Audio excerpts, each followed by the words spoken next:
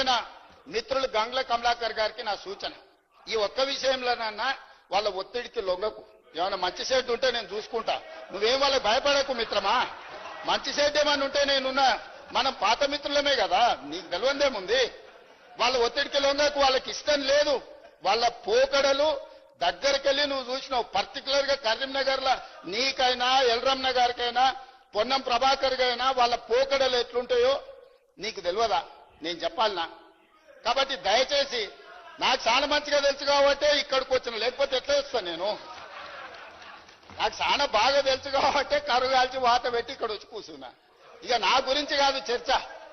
దయచేసి నేను అందరికీ నా విజ్ఞప్తి ఒకటే, ఇది ఒక మంచి ఉద్దేశంతో తీసుకొచ్చిన బిల్లులు.